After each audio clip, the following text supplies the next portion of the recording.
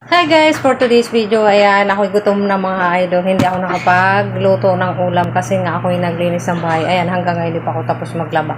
So ayan, mag-iinit lang tayo ng mga ulam dito na natira-tira dito sa bahay. Ayan. Ayan guys.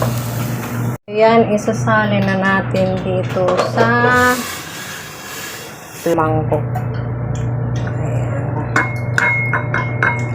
Hindi ako guys makapagkutsara kasi nahawa ko yung cellphone ko. Ayan, o diba mainit na. Ayan. So ayan, tara na guys, kain na tayo. Ayan. Yung aking tanghalian. Ito yung pinaglagyan kanina ng aking ulam.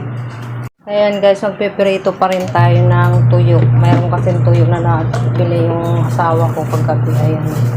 Daming tuyo guys. Ayan.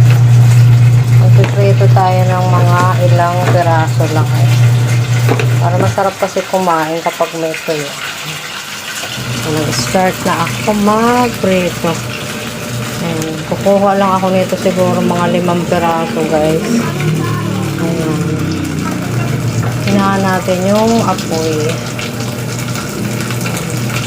Alam niyo ba guys kung anong oras na mag-alas 2 na. At kaya pag nandito ka sa bahay, napakabilis ng oras.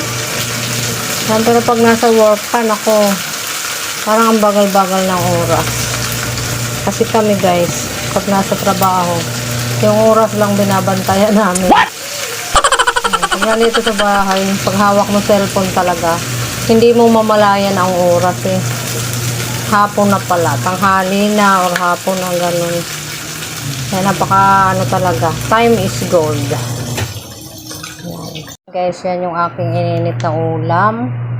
Yung manok na tinola na may papaya. Ito naman yung pinirito kong toyo. Ayan. So ayan, kain na tayo guys.